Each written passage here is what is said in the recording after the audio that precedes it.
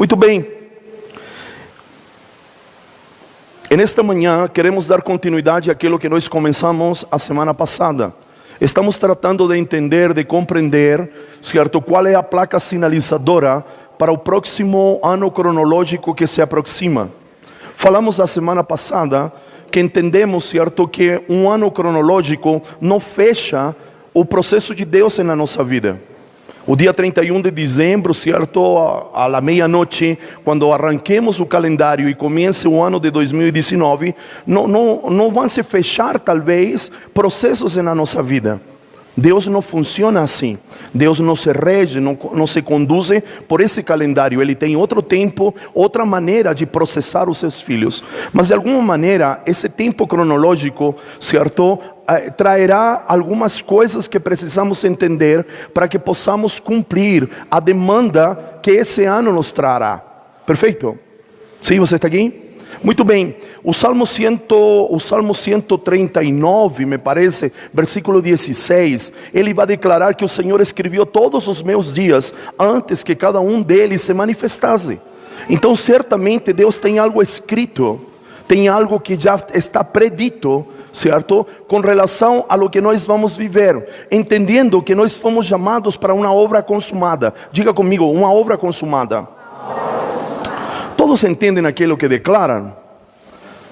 Uma obra consumada significa que já está tudo pronto e só precisamos manifestar aquilo que já está pronto. Isto é meio confuso, isto é meio contraditório à nossa lógica, à nossa mente humana. Ok? Mas no mundo do Espírito, na eternidade, quando Cristo clamou, está consumado na cruz, Ele não só está dizendo que Ele morreu e cumpriu a vontade do Pai, mas Ele está dizendo que algo se consumou, não só na terra, mas algo se consumou na eternidade. Então cada um de nós fomos chamados para uma obra consumada.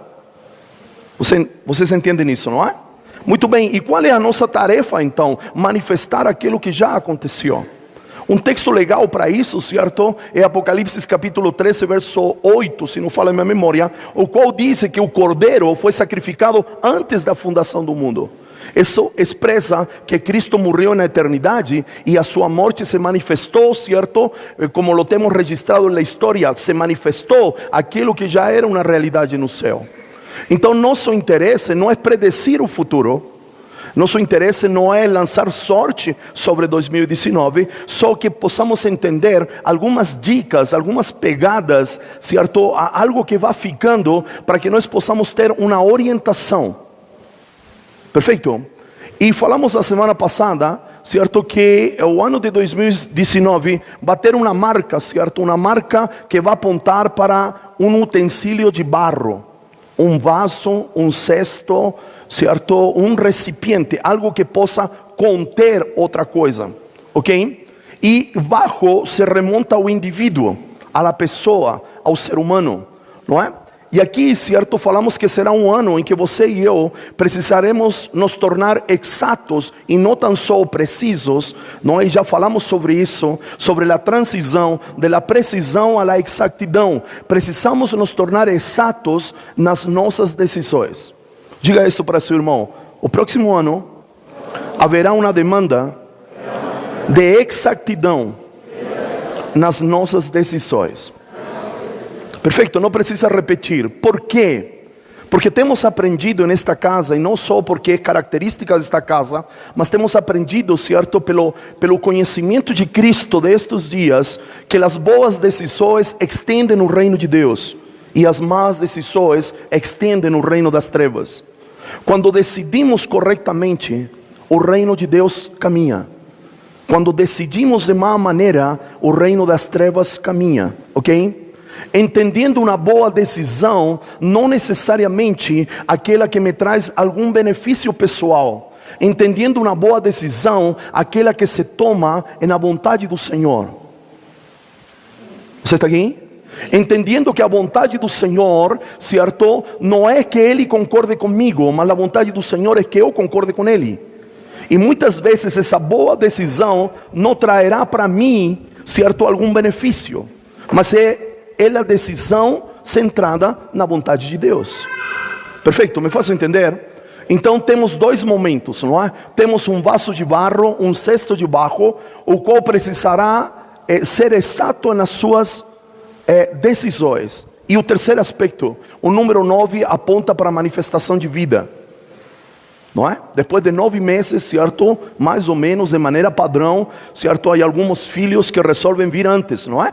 O Paulo nasceu de 8 meses, certo? O Murilo e a Melina, certo? Do Leandro e a Denise se anteciparam, e assim talvez muitos que nós conhecemos, um de nossos filhos, como é meu caso, o Pablo, chegou de 8 meses, outros de 7, aí outros até de 5, mas o padrão é 9 meses, 40 semanas, parece isso?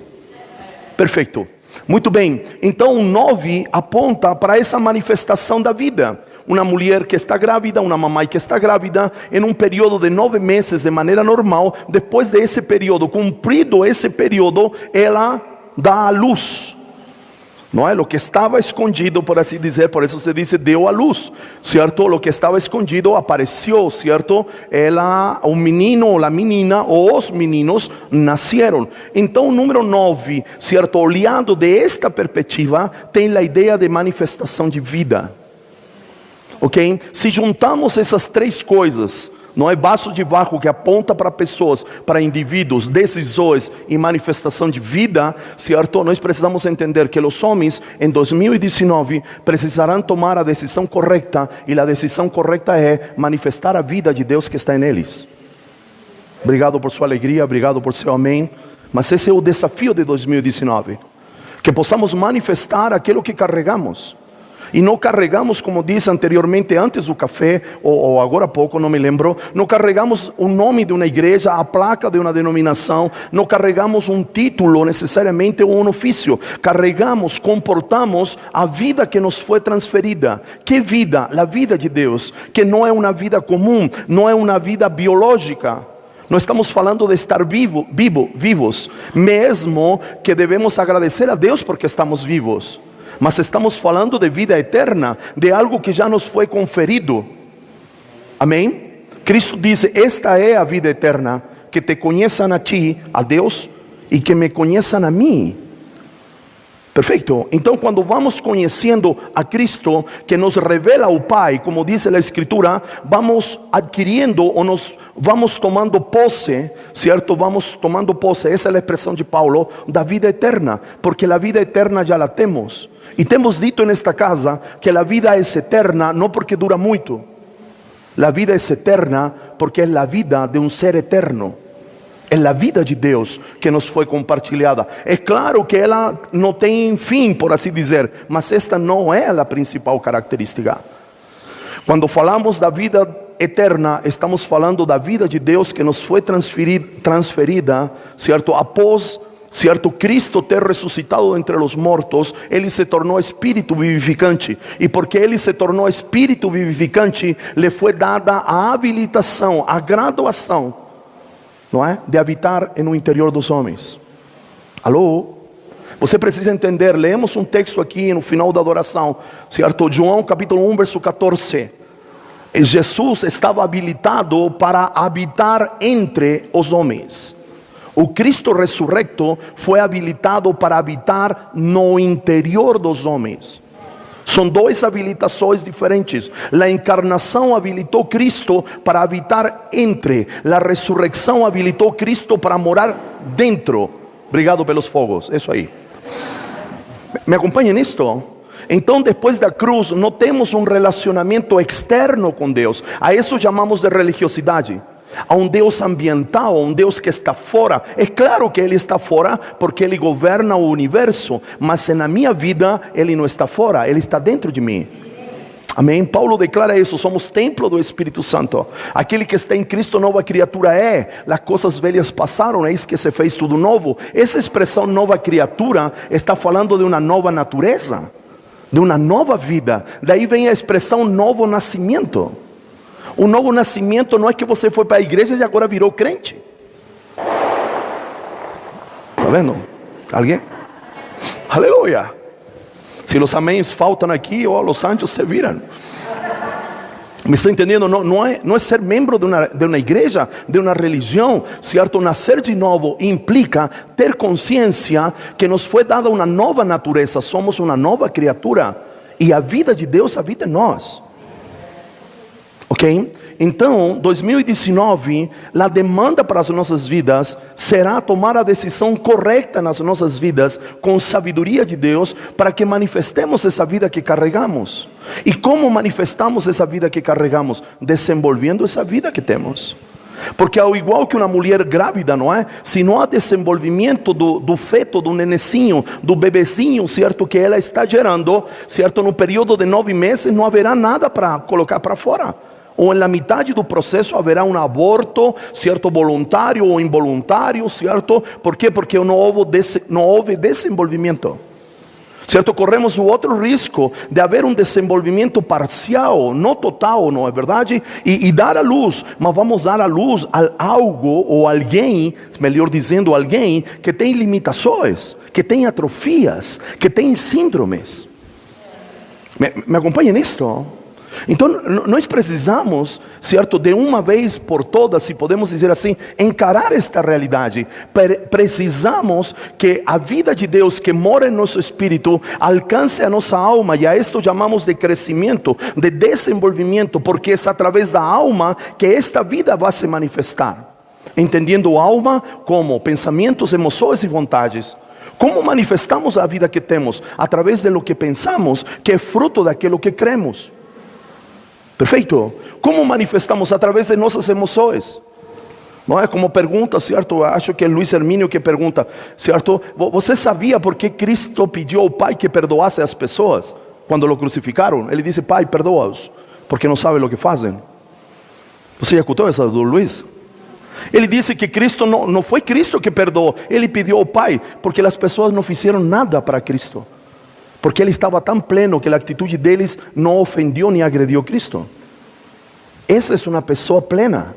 Essa é uma pessoa madura. Como você quer saber quanto de Deus está crescido na sua vida? Quando você se machuca menos com o que as outras pessoas fazem. Se você vive ferido, que não me olhou, que não me mirou, que não me complementou, que não disse, que não mandou, você precisa crescer. Outro aspecto do desenvolvimento dessa vida é como nos comportamos perante a voz que a gente ouve. E me estou referindo à obediência, não é? Somos obedientes à voz que ouvimos. E aí vamos ter que entrar em um quadro, certo? Se é que ouvimos uma voz. Mas não é o tema, não é? Agora, se você ouve a voz de Deus, que tão coerente você é a essa voz que você ouve? Porque isso revela quanto Ele está crescido em você. Porque se você ouve e se faz, como diríamos, el que não ouve, há um Cristo pequeno na sua alma, há um Cristo pleno em seu espírito, mas há pouco na sua alma. Perfeito, me faço entender? Para entendermos melhor isso, certo? Há 2 semanas atrás pedimos para você ler 1 Coríntios capítulo 3, capítulo 4, e seria bom você alcançar o 5. Certo? Esta é uma estratégia quando estudamos. A gente pega um capítulo e estuda o anterior e estuda o posterior, entendendo que Paulo não escreveu com capítulos, é uma carta inteira, certo? É um contexto que ele tem subtítulos ou subassuntos, mas ele tem um assunto a tratar com Coríntios, com a igreja de Corinto. Então seria saudável para você ler toda a epístola, do capítulo 1, certo? Me parece que até o capítulo, sei lá, 15, não é? É 15 parece, não me lembro, não sei quantos tem. Ok, mas seria saudável que desse ênfase no capítulo 3, no capítulo 4 e no capítulo número 5. E nesta manhã vamos começar a mergulhar no capítulo número 4. Na semana passada falamos do capítulo 4, verso 7, certo? E é por isso que vamos mergulhar neste texto. Porque o versículo 4 do capítulo número 7 vai dizer o seguinte: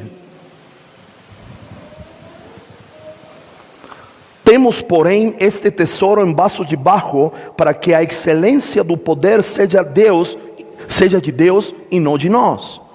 Então, este versículo, certo, encaixa dentro da dinâmica que estamos usando. Estamos falando de um vaso de barro, certo, que contém a vida de Deus, e que a decisão precisa ser manifestar esta vida. Me acompanha? Me estão acompanhando ou não? Lá no grupo estava já quase 15 dias com nós, para que você e eu pudéssemos dar uma lida, para que não chegássemos aqui tão frios. Do capítulo 3, do capítulo número 4, e quero estender isso ao capítulo número 5. Ok? Então são textos que a gente precisa mastigar nestes dias. Não só lê-los, não só tocar a superfície, mas se aprofundar um pouquinho. E nesta manhã vamos trabalhar ou começar a trabalhar com o capítulo número 4. Certo?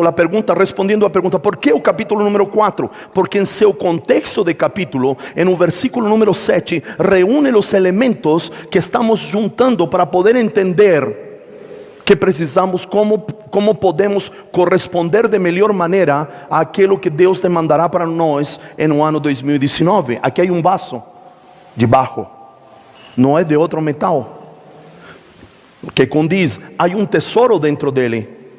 Dizer, quem decidiu guardar, tomou a boa decisão de guardar um bom tesouro em um vaso de barro. Perfeito? Então, isto vai se encaixando estas peças. Então, vamos começar a partir do verso 1. Vamos ler os primeiros 3 versículos. Você me está acompanhando? Está muito calados? Les fez mal o café. Estavam mais animados antes do café.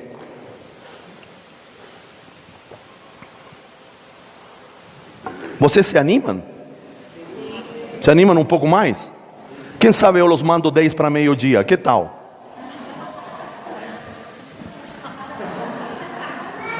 Se não, chantagem emocional, não é?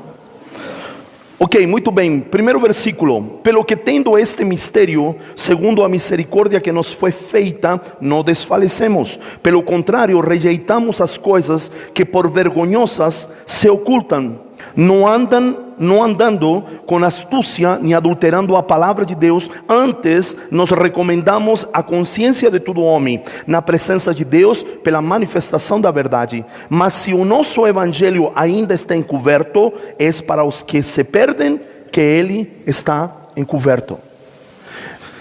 Estes primeiros 3 versículos fazem uma conexão com os 18 versículos do capítulo número 3.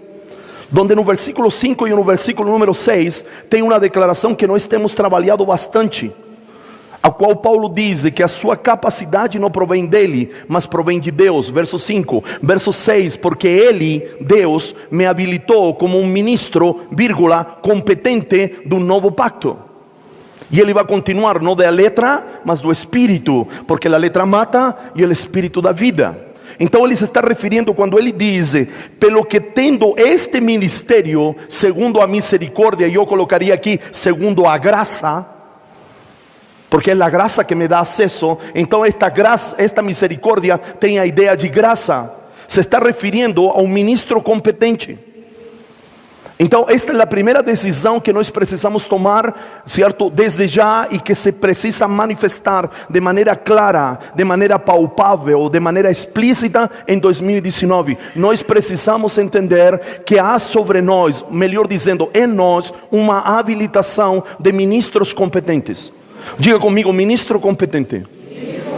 Ok? Ministro competente não é um ministro do evangelho competente, mas é um ministro do novo pacto. Diga comigo, ministro do novo pacto. Você precisa entender que os pactos foram dados ao homem para que ele entenda como ele vai se mover no tempo que ele nasceu. De agora em diante, cada criança que nasce, certo? Quando declaramos profeticamente sobre ela, ou quando la trazemos à comunidade de fé para apresentá-la à comunidade, nós precisaríamos declarar em que pacto ela nasceu. Ok? Você nasceu em um novo pacto. Você está aqui? Porque esta ideia ou este entendimento de pacto vai determinar em que cremos e por consequência que sentimos, que pensamos e como agimos. Perfeito? Então o pacto é como dizer, a norma, se podemos dizer assim, o padrão de como vou ter que me comportar enquanto eu viver na terra. Me faço entender? Então o pacto é a maneira, é o ducto, é o cano como Deus libera a sua verdade, a verdade presente para um tempo. Uau! Me está acompanhando nisto? Isto é muito importante, porque podemos estar vivendo, certo, em um tempo declarado um novo pacto, mas com práticas de um pacto anterior. Israel é isto. O Israel que não reconhece, certo, o Messias, ele está vivendo em um tempo e baixo um pacto que não corresponde ao tempo. Me acompanha nisso ou não? Me está entendendo? Então eles vivem em um tempo e se movem em um pacto que não é correspondente, não é relativo, não é coerente com o tempo. É fácil entender ou não? Então é de vital importância que entendamos isto. Se você volta para o versículo 5 e o versículo número 6, você vai ver que é uma habilitação que já nos foi dada. O verbo expresso, e eu gostaria que você voltasse uma folha, versículo número 6, por favor. Versículo número 6, vai dizer que ele já me habilitou, ele não vai me habilitar. Eu gostaria que você que tem o livro, ou seja, a Bíblia de papel, você grifasse esse verbo. Se você tem condições que a Bíblia que você usa, certo, em seu aparelho celular, de grifar, certo, porque há alguns aplicativos que tem para você sublinhar, colocar em vermelho e em amarelo, sublinhe este verbo. É muito fácil, você pode ter ido pouco à escola, ser ruim de português como eu, mas você sabe que esse verbo está no passado. Sim ou não? Não está no presente. Ele não vai te habilitar, ele já te habilitou. Certo? E falamos de ministro competente, porque a versão em espanhol, certo, diz este reforço. O espanhol tem a característica de reforçar algo que anteriormente foi dito. Ok? Então na versão Reina Valera, certo, na versão em espanhol, vai dizer, nos fez ministros competentes, porque os versículos anteriores está falando de onde vem a minha competência para executar o que Deus me tem pedido. Então por isso que falamos, em português não sai ministros competentes, mas se subentende, por isso que eu abro vírgulas, porque no versículo, del versículo 4 em diante, está falando de onde vem a competência do ministro. E a competência do ministro vem de Deus através de Cristo. Perfeito? E mire, não estou falando de pastor, de apóstolo, de profeta, não. Eu estou falando do sacerdócio de todos os cristãos. Estou falando que todos nós somos ministros de um novo pacto. Alô? E que de maneira geral, se queremos ser bons, se queremos ser habilidosos em alguma área, primeiro precisamos passar por esta verdade. Quem quer ser um bom pai precisa ser primeiro um ministro competente, se apoderar de esta verdade, ou se empoderar de esta verdade. Eu faço entender? Porque ele não diz para já te habilitou como um bom apóstolo, como um bom profeta, como um bom pai, como uma boa mãe, como um bom mestre, como um bom trabalhador. Não, não, não. Ele disse em Cristo, esse habilitou, esse em Cristo, certo? Fomos habilitados como ministros competentes. Ou seja, se queremos ser um bom ministro do evangelho, pastor, de apóstolo a pastor, precisamos primeiramente passar pela escola de um ministro competente. Ok? Se precisamos ser bons pais, precisamos nos tornar aquilo que já somos, ou seja, ministros competentes. Me está entendendo? Hoje em dia há uma ênfase em uma supra-sumo excelência em tudo aquilo que fazemos e é verdadeiro. Mas se não nos empoderamos, não nos apoderamos, não nos apropriamos da verdade de que já somos ministros competentes, não vamos ter condições de cumprir as outras exigências. Me acompanham nisso ou não? Por isso que eu lhe tenho orientado que você oriente seus filhos antes de ser advogado, antes de ser engenheiro, antes de ser professor, antes de escolher qualquer profissão, ele precisa mergulhar nesta declaração. Ele precisa ser um ministro competente. Porque se ele se viste, ele se apropria desta verdade, ele será um bom funcionário, ele será um bom pai, ele será uma boa mãe, ele será um bom cidadão. Por quê? Porque a habilitação que Deus nos deu é de ministro competente. Esta é a decisão que eu e você precisamos tomar. Não podemos, não fomos habilitados como ministros incompetentes. e é de um novo pacto. É decir, o material de estudo de um ministro é o pacto no qual ele vive. Porque se você não conhece o pacto no qual você vive, você tem dificuldades em corresponder à demanda. Alô? Perfeito? Então entenda muito bem, aquilo que nós temos dito não é como eu vejo, senão é como Ele se está revelando. Ai, que eu vi isso, ai, que eu vi aquilo, é que eu entendo isso. Não, pouco interessa como vemos ou como entendemos. O ponto de partida é como Ele se está revelando. E Deus se revela a sua verdade, que precisa ser presente, conforme a 1 de Pedro, capítulo 1, verso 12. Verdade presente, 2 de Pedro, não primeira, 2 de Pedro. Precisa ser uma verdade presente. Como libera essa verdade presente? Certo? Em um padrão chamado pacto. Perfeito? Todos aqui. Eu estou dando volta nisso porque você precisa entender isso. Isto não é um slogan. Você e eu somos, mas precisamos manifestar o que somos. E enquanto não entendemos isto, continuamos sendo ministros de uma comunidade, ministros de uma igreja. E aí somos pastores meia boca, apóstolos meia boca, profetas meia boca, pais meia boca, mãe meia boca, filhos meia boca. ¿Por quê? Porque desconhecemos o pacto no qual nós estamos inseridos e não lançamos, não usufruímos da habilitação que nos foi dada. Perfeito? Me faço entender? Muito bem, observe aqui. Ele se está remontando, Paulo está construindo uma plataforma de entendimento aos coríntios, porque os coríntios queriam poder.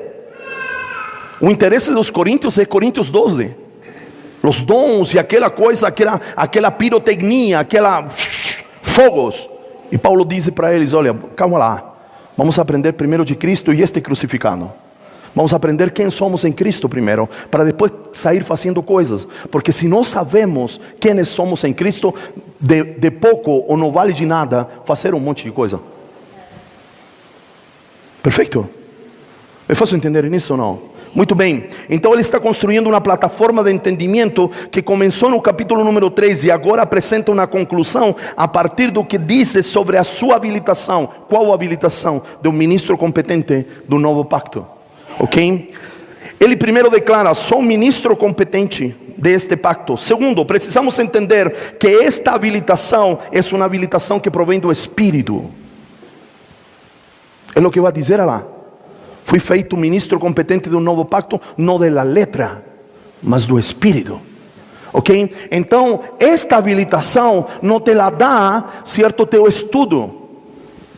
Esta habilitação não te la dá se você cursar teologia, e não tenho nada com que você curse teologia. Certo, estes dias, certo, quis fazer um curso de hebraico, certo, para entender um pouco melhor, mas é muito caro. E difícil. Obrigado pela palavra revelada. Recebo a palavra revelada. 900 pau de matrícula para estudar um ano e R$700 por mês. Eu falei: meu Deus, 10 vezes mais que a escola de fundamentos. Ou não? Misericórdia, não é? Parece que Deus queria me testar esta semana, porque aí outro apóstolo que lançou outro, certo? Lançou outro estudo e me interessei também. Não vou falar o nome para quem é. E ele diz: não, são 9 semanas, 2 horas de aula por semana, por la bagatela de $1.000. Está doido, cara. E ele fala assim: faça logo sua matrícula, porque serão só 15 alunos por módulo. Eu disse: 1.000 por 15 dá 15 mil. Se fosse só eu, está tudo bem, não é? 4 por 1, 4, 40 mil. 4 por 5, 20. 60 mil reais em 2 meses. 9 aulas de 2 horas. 18 horas. Aí a alma surgiu, não é? Eu falei: está perdendo dinheiro. Está cobrando muito barato na escola de fundamento. É brincadeira, é brincadeira. Mas a alma surge. A serpente fala. Não fala? Muito bem, então é uma habilitação do Espírito. Ok? Não significa que você não estude, mas o estudo não te dá esta habilitação. Amém? É uma habilitação que vem do Espírito. Você precisará entrar em como dizemos assim, em sala de aula com o Espírito, se podemos dizer assim. Porque esta é uma habilitação do Espírito. Segunda coisa, é uma habilitação que provém da vida de Deus. Então observe, vem pelo Espírito. Mas se você não tem consciência que você carrega a vida de Deus, porque ele diz, certo? Observe aqui, a letra mata, mas o Espírito vivifica. E aí diz que é fruto de um Espírito que produz vida.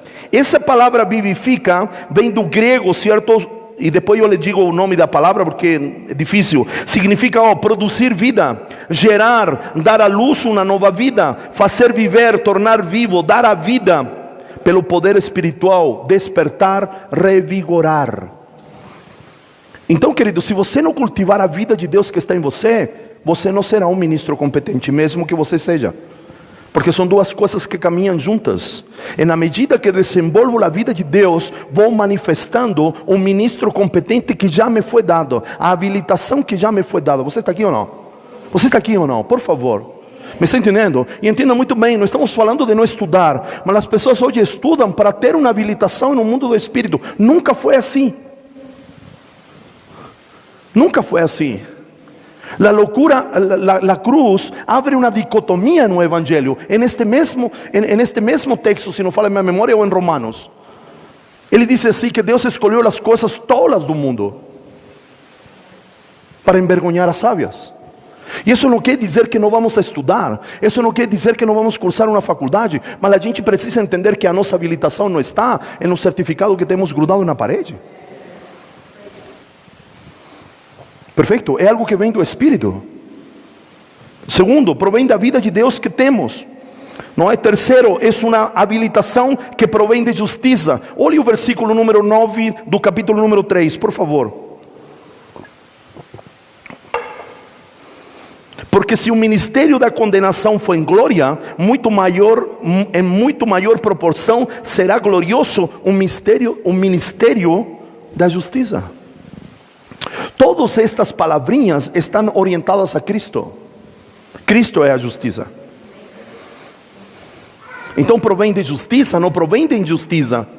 Certo? Está reforçando um ponto anterior. Se esta habilitação se manifesta pelo Espírito, e se manifesta porque sou portador da vida dele, se sou portador da vida que é Cristo Jesus, então também sou portador da justiça, e por esta justiça fui justificado.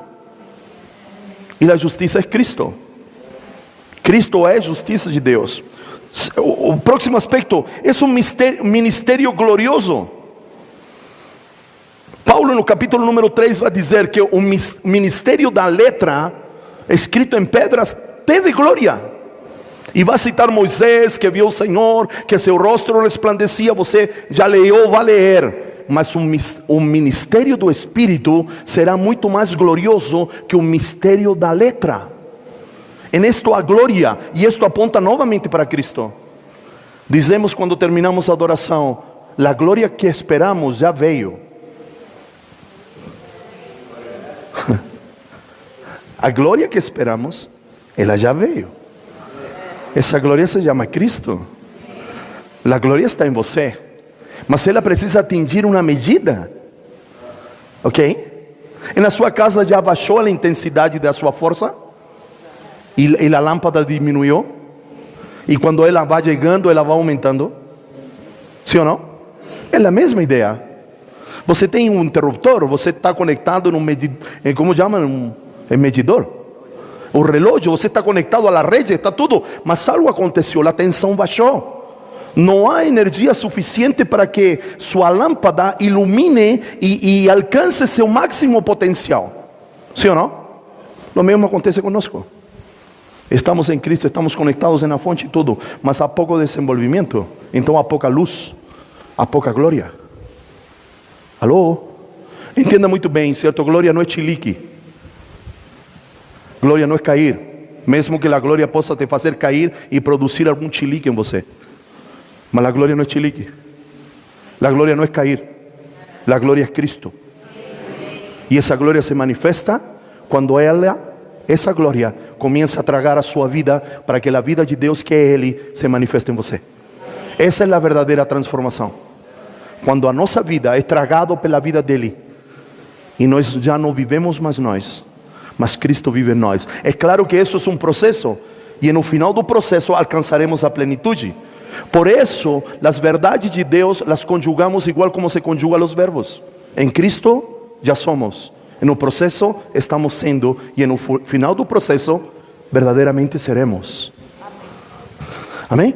Me faço entender? Então, ministros competentes de um ministério glorioso, e entenda essa glória em um bom sentido, portadores de Cristo, é um mistério de liberdade. Ele vai dizer no finalzinho, versículo 17 do capítulo número 3, porque onde está o Espírito? A liberdade, mas a liberdade para ver, a liberdade para conhecer. Ok? Me faço entender? Porque não temos entendido este texto. Olhamos este texto e dizemos, não, porque onde está o Espírito, a liberdade. E aí, certo, nada contra, e eu só vou usar como exemplo, não tenho nada contra, não é?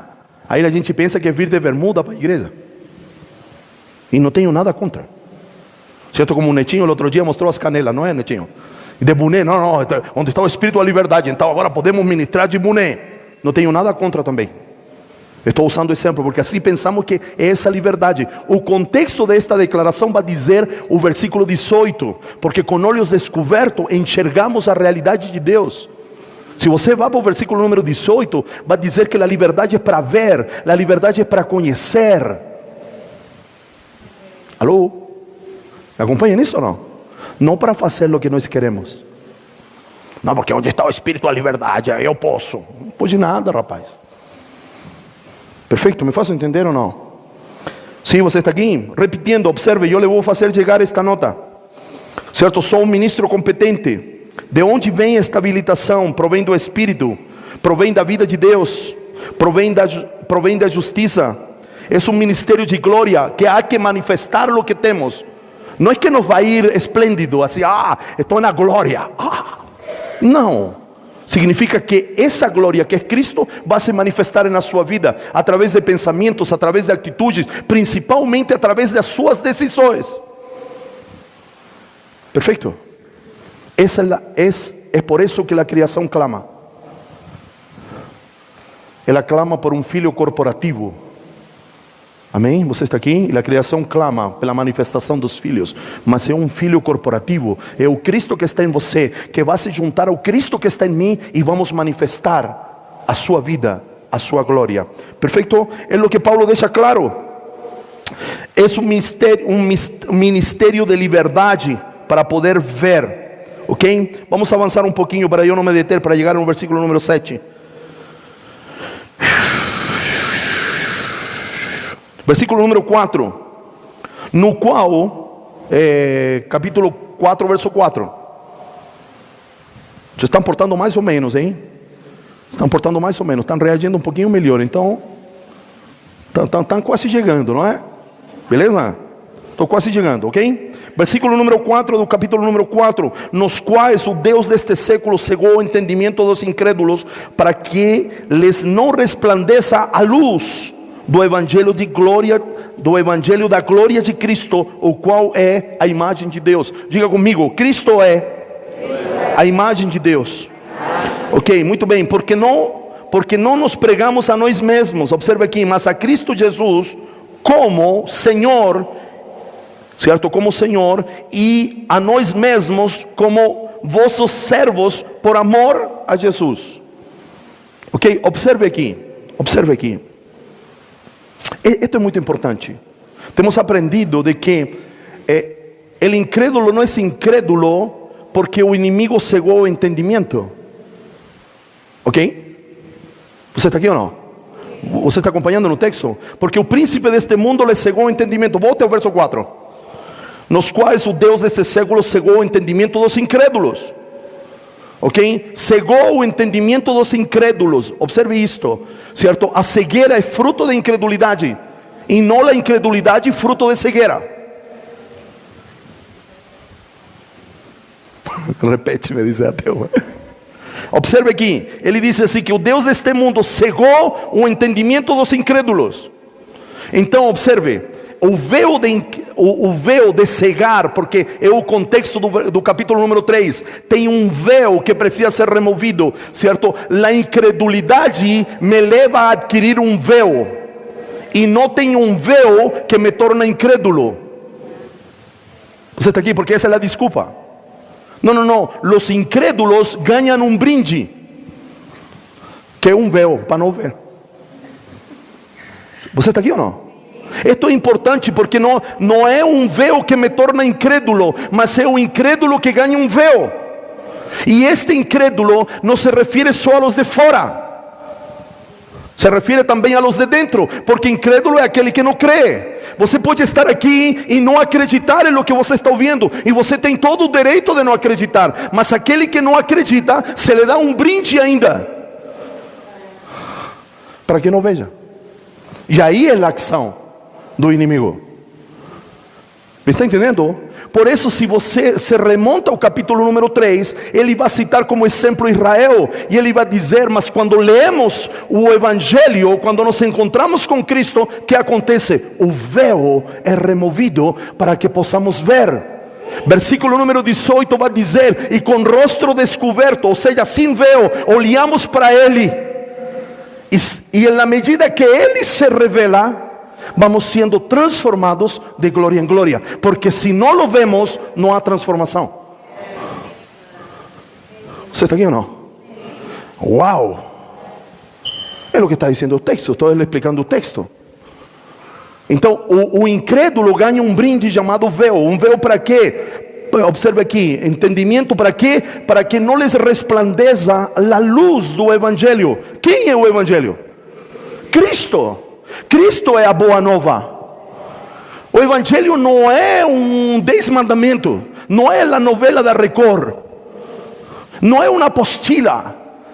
O Evangelho é uma pessoa, a saber, Cristo Jesus. Ou seja, ao incrédulo lhes dado um véu para que não enxergue Cristo, ou fora dele, ou dentro dele. Porque se há incrédulos aqui, é porque não estão enxergando o que eles carregam. Há incrédulos aqui, que eu falo assim no contexto igreja, não necessariamente aqui neste preciso lugar, porque também pode havê-los, mas não precisamente, e não conseguem ver, certo? Aquilo que eu falo para você, a música do IHOP e Floripa, não é? Eu quero ver você, eu quero ver você. Não é sentar-se na minha cama, não é aparecer por meu quarto e iluminá-lo todo, mesmo que ele possa fazer. Eu quero vê-lo em mim. Eu quero vê-lo em minhas ações, nas minhas palavras, nas minhas decisões. Aí quero vê-lo. Porque a gente que lo vê se sentando do lado, não. A gente, certo, e só como exemplo, não de maneira pejorativa, se são 4, 5, 10 pessoas na mesa, colocam, certo, um talher a mais, um prato a mais, certo, em um lugar de privilégio, porque ali se sienta Cristo, mas nunca lo viram. Não lo viram nem sentado à mesa, nem lo viram através de suas atitudes. Colocam um lugar reservado, certo, de autoridade para Cristo, mas enquanto estão comendo, certo, a discussão, a briga, um se levanta, não quer comer na mesa, e Cristo. Essas atitudes negam seu ato profético de colocar, certo, um talher, um prato e um lugar exclusivo para que Cristo se sente à mesa. Outro hábito que a gente está se desvencilhando, a Bíblia aberta no Salmo 91, de que vale se dentro desse contexto, dentro dessa casa, certo, usando um português claro e descrachado, há um quebra-pau a toda hora, mas o Salmo 91 está aberto. Virou amuleto, virou pata de coelho. Me faço entender? Então lhes foi cegado o entendimento. Para quê? Para que não vejam a luz do Evangelho, que é a glória de Cristo, a imagem de Deus. Perfeito, me faço entender? Os incrédulos têm uma barreira a ser traspassada. O Deus deste século cegou a mente deles. Em função do engano, certo? Satanás às vezes nos faz ver uma verdade que não é a verdade, e nós embarcamos em um tremendo engano. Provérbios capítulo 14, verso 12. Há caminhos que ao homem lhe parecem retos, mas seu fim, certo, é morte. Está enganado? Sim ou não? A principal ação do inimigo, querido, é a mentira e o engano. Aquilo que você me tem ouvido, não é? A gente precisa transitar, não, é que o diabo me apareceu. O diabo já fez o seu trabalho, querido. Ele já fez o seu trabalho. Como? Gerando mentiras. Nós acreditamos em coisas que nem entendemos porque elas fazemos. Sim ou não? Aquilo que eu disse aqui em algum momento da adoração. Adoração não é poesia, é expressão profética. Não é licença poética. Isso faz parte de uma mesa, certo? Donde estamos tratando de entender esse movimento de adoração que está aí. Porque as pessoas se envolvem mais com a música, com um refrão contagioso. ¿Sí ou não? A isso se chama ponche. ¿No se chama ponche? Os que conhecem de música. Esse refrão pegajoso, se usaria isso? Isso que fica dando volta, isso se chama ponche. Es decir, todo cântico tem que ter uma ponte. Isso nos preocupa. Então é uma mesa de apóstolos e profetas que estamos tratando de entender esse movimento. Eu quero queimar. Aonde está conduzindo? Sabe por quê? Sabe por que nos preocupa? Sabe por que nos preocupa? Porque são gente que canta, que pastoreia essa geração agora, através da música. Alô? Donde eles estão, a galerinha vai. Mas a adoração nunca será licença poética. Nunca será poesia.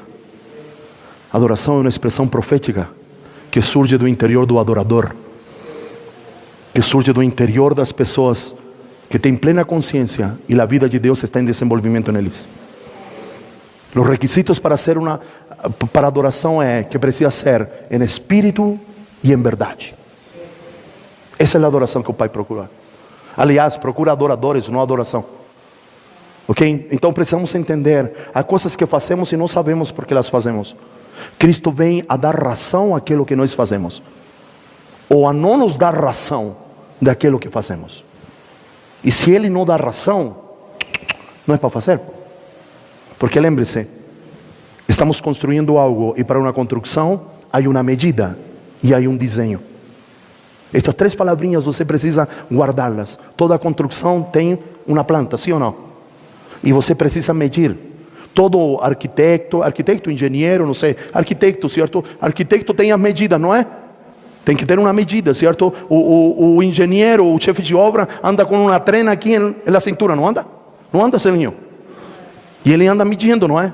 Por quê? Porque toda construção demanda um desenho, uma planta. E precisa haver uma unidade de medida para medir se tem altura, se usaram os metros cúbicos de cimento, sei lá, as medidas, sim ou não? É fácil entender? Se não damos a medida, ou damos a medida ou descartamos o que estamos fazendo. Segundo o entendimento dos incrédulos, vou chegar no 7, para que vocês vão embora rapidinho. Declara Paulo que Cristo é a imagem de Deus. Aquilo que declara Hebreus capítulo 1, verso 3. Cristo é a expressão exata de Deus. Se nós queremos Deus, precisamos percorrer um caminho chamado Cristo. Amém? Se você quer conhecer a Deus, você não, eu quero conhecer o Senhor, beleza, você tem que percorrer um caminho chamado Cristo. Cristo Jesus é a mensagem de Paulo, é que Ele é a glória do Pai. Observa, ele diz que somos escravos, que somos servos. Paulo descreve a si próprio e aqueles que ministram com Ele como escravos. De quem? De Deus, de Cristo, sujeitos e submissos a uma única vontade. E por estar sujeitos e submissos, servem com o Evangelho como mordomos aos coríntios. ¿Me acompanha nisto? A cruz precisa te revelar Cristo como Senhor, não necessariamente como Salvador. Ele também é Salvador, mas Ele é Senhor. Você está aqui? A cruz, Cristo precisa se revelar a mim e a você como Senhor. E quando Ele se revela como Cristo Senhor, você precisa estar sujeito e submisso à sua vontade, escravos a Cristo e mordomo de nossos irmãos. Precisamos servir, é decir, precisamos compartilhar. O que faz um mordomo? Um mordomo compartilha comida, distribui comida, certo? Distribui Cristo. Cristo é o pão, Cristo é o cordeiro, Cristo é a água. Perfeito? Então somos servos ou escravos, sujeitos a um Senhor e a uma vontade. E isso nos torna cooperadores de nossos irmãos, não escravos de meus irmãos. Sou escravo de Cristo, mas cooperador com meus irmãos. Versículo número 6 do capítulo número 4. Porque Deus que disse, das trevas resplandecerá a luz, e Ele mesmo resplandecerá em nosso coração para a iluminação do conhecimento da glória de Deus. Quem é a glória de Deus? Cristo. Observe aqui, observe, não precisamos de luz artificial. Não precisamos do conhecimento da árvore do bem e do mal para entender Deus. Ele diz que da mesma maneira como Ele declarou aquele texto em Gênesis 1 versículo 3, quando Ele diz, haja luz, e já explicamos que Deus quis dizer com esse texto. Lembra disso ou não? Quando Deus diz haja luz, lo explicamos na semana passada. A que luz se está referindo? Se está no versículo número 3 do capítulo número 1, e no capítulo 14 do capítulo número 1, ele diz que foi criado o sol, a lua e as estrelas. Se no capítulo número 1, verso 3, ele disse que haja luz, e no capítulo número 1, verso 14, no versículo 14, ele cria o sol, a lua e as estrelas, a que raios de luz se está referindo no versículo número 3? É fácil entender ou não? Está entendendo? Se ele disse que haja luz primeiro e depois cria, certo, os luminares que trazem luz, então nos está referindo a essa luz que projeta o sol, a la luz que reflete a lua, nem se está referindo a la possível luz que refletem as estrelas, se está referindo a outra luz. Sim ou não? Então qual é a ideia? A luz tem ideia de conhecimento. Então no versículo número 3, Deus decide se dar a conhecer ao homem, se dar a conhecer a tudo aquilo que Ele está criando. Ele diz por espontânea vontade, eu decido me dar a conhecer ao homem. Então Ele está dizendo, assim como Ele hizo aparecer luz de conhecimento dEle no versículo número 3, novamente Ele, certo, porque Deus que disse, das trevas resplandeça a luz, Ele mesmo, diga comigo, Ele mesmo. Está entendendo? Não é obra sua, não é obra do colégio, não é da faculdade, é obra dEle, mérito dEle. Ele mesmo resplandecerá, onde? Aonde resplandecerá? Está aí, ó. Vamos lá? Versículo número 6, antes do 7. Em nosso interior, coração não é esse órgão que bombeia sangue do tamanho, certo, do tamanho da palma de uma mão. Não é esse o coração. Coração no contexto bíblico é o teu interior. Ele iluminará teu interior primeiro, e depois a luz aparecerá no exterior. Porque a obra de Deus depois da cruz é algo interno, não mais de fora, mas agora de dentro. Então Ele fará resplandecer o seu conhecimento, se revelará a você e iluminará os olhos de seu entendimento, não para que você entenda mais, mas para que você o conheça. Conheça quem? Conheça a Cristo. Observe aqui, está claro, para a iluminação do quê? Do conhecimento de quem? De Cristo, da glória de Deus. E quem é a glória de Deus? Cristo, para que você conheça Cristo. Por isso gastamos nosso tempo, se podemos dizer assim, ou investimos nosso tempo. Por isso estamos ficando velhos. Por isso nosso cabelo está ficando branco, o meu e o do Celinho, para não ficar sozinho. Não é, Celinho? Por que fazemos o que fazemos, Dario? Por que estamos onde estamos? Por que gastamos a nossa vida, o nosso tempo e nosso dinheiro?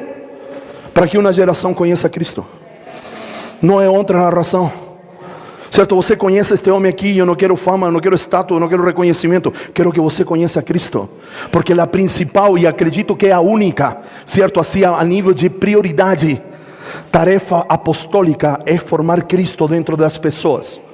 Esta es la característica, me atrevo a decir que única en un sentido de prioritaria, Vinicius. ¿Cuál es la tarefa apostólica? La tarefa apostólica es edificar Cristo dentro de las personas, no las mantener entretidas, no las mantener legalzinho. Si dá para tenerlas en un lugar aconchegante, legal. Si dá para ter una cadera acolchoada, legal. Mas eso no terá ningún valor si ese ministro competente no gerar Cristo en las personas.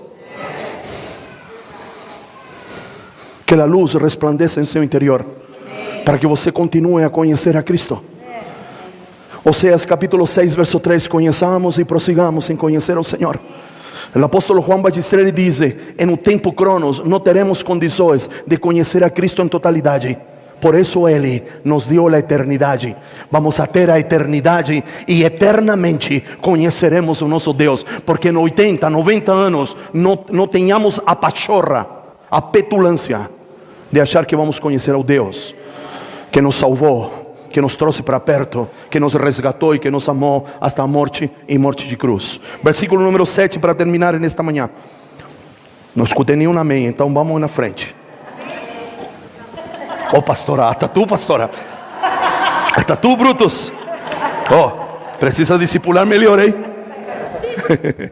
Vamos lá, versículo número 7. Temos, porém, este tesouro. ¿Qué tesoro? Cristo, la gloria do Pai. Uau, sabe? Porque está tan claro y nunca lo vimos. Siempre falamos de una gloria externa, siempre nos guiamos fumaça, sei lá, la gloria cayó. ¿Sí o no? Eu também teve nessa. Mas aqui diz: temos porém este tesouro, o anterior, la gloria de Cristo, la gloria de Deus. Aonde? Em um vaso de barro, para que a excelência do poder seja de Deus e não de nós. Uau! Mire, vou terminar esta ministração e vamos continuar as próximas semanas. Você precisa entender que o destino do vaso é ser coadjuvante, e temos que nos alegrar por ser coadjuvante. O vaso nunca será protagonista. Posso ouvir um amém? Nós nunca seremos protagonista. Nunca seremos protagonistas. O papel que o Pai nos deu através de Jesus é de ser cooperadores, coadjuvantes, porque o ator principal se chama Cristo. Agora vamos entender melhor. Nunca foi sobre nós, sempre foi acerca dele. Então ele coloca sua glória em um cara tosco, bruto como eu. Vou me colocar eu, não é? Sim ou não? Sem jeito, pouco carismático, mas ele coloca seu filho em mim. Sabe para quê? Para que não haja mérito nenhum no Dario. Porque a glória nunca será do vaso, a glória sempre será de Deus, que nos deu seu filho para habitar em nós.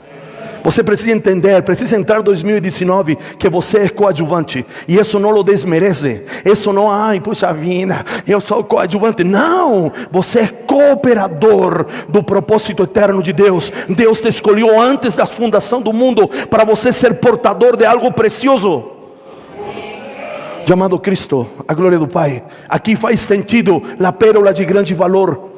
Aqui faz sentido o tesouro escondido. Me está entendendo? Há um tesouro escondido em você, e o Pai é artista, é craque em esconder coisas. Alô, você está aqui? Deus Pai escondeu Cristo em Jesus durante 33 anos. Você vai ver nos evangelhos, certo? Mateus, Marcos, Lucas e João, que cada vez que alguém diz: tu és o Cristo, que Cristo diz: oh, não chegou o tempo, não fale para ninguém. Porque o Pai se deu o trabalho de esconder a glória, seu filho, em um vaso de barro chamado Jesus. Porque o que o Pai tinha projetado era que a cruz quebrasse o vaso. Porque quando o vaso se quebra, a glória aparece. ¿Me está entendendo? Por isso o centurião ao pé da cruz é o primeiro a reconhecer o que estava dentro de Jesus. Lembra? O centurião ao pé da cruz disse: este verdadeiramente era o Filho de Deus. Quando o vaso se quebrou. A cruz, guarda esta ideia: a cruz quebra o vaso. Uau, não é? Diga comigo: a cruz quebra o vaso. Então termino minha palavra nesta manhã dizendo: se você não ir para a cruz, o que você carrega não aparece, porque é a cruz que quebra o vaso para que apareça o que você carrega. Ah, Dario, o que eu carrego? Eu carrego tristeza, eu carrego mágoa. Pode até ser, mas você carrega um tesouro de valor incalculável dentro de você, chamado Cristo. E é por isso que você está aqui. É por isso que você caminha com este homem bruto, por assim dizer. Porque de alguma maneira a gente vai ajudando a quebrar o vaso, e vocês ajudam a quebrar o meu. Amém? Para quê? Não para que sejamos melhores, não para que nos vá melhor na vida, sino para que Cristo apareça. Agora, como Ele é galardoador de aqueles que lhe buscam e lhe temem, algum brinde vai sobrar para nós. Não é assim? Algum brinde. E que não é pouca coisa, porque na medida que Ele cresce, vai colocando em ordem a nossa vida. E as coisas vão aparecendo. As coisas vão aparecendo. Se o problema é finança, Deus não nos faz rico, mas nos estabiliza financeiramente. Não é? Nos dá um mecanismo da generosidade para estabilizar as nossas finanças. Se temos algum problema de saúde, na medida que cultivamos a vida de Deus, a saúde de Cristo vai se manifestando em nós. Como está? Não, me dói aqui, mas estou bem. Minha mãe fala assim: eu estou bem, filho. Me dói a perna, mas estou bem. A saúde de Cristo está em mim. Uau! Se tem outro problema, na medida que eu desenvolvo Cristo, a vida de Deus vai aparecendo. Paulo entendia isto. Esta era uma dinâmica de Paulo em seu ministério.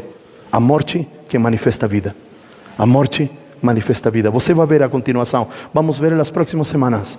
Somos entregues à morte para que a vida de Deus se manifeste em nós. Sabe, ele fala da morte física, mas também da morte espiritual. Desse velho homem que precisa ir para a cruz. Quando temos esta convicção, a gente não tem medo de morrer. O morrer é lucro. Vamos tocar isso nas próximas semanas. Ele disse para os filipenses: eu gostaria de estar com Cristo. É melhor estar com Ele, não é? Mas por causa de vós, eu decido ficar. Ele vai dizer isso para os filipenses. E o apóstolo Paulo era cabuloso, cara. Porque ele disse assim: façam valer a minha decisão de ficar. Porque estou ficando por vocês. Porque por mim já estaria com Ele. Amém? O desafio para 2019 é que nos vistamos daquilo que já somos. Somos ministros competentes de um novo pacto. Precisamos mergulhar neste novo pacto, nesta nova aliança. Na próxima semana ou nas outras semanas vamos celebrar a ceia do Senhor. E quando levantemos o cálice, precisamos nos lembrar que esse cálice, levantado pela primeira vez por Jesus, nos introduziu em uma nova aliança, em um novo pacto. Me está entendendo? Lembremos-nos disso. Falemos para nossos filhos do novo pacto. Leamos o livro de Hebreus, para que um novo pacto se nos revele.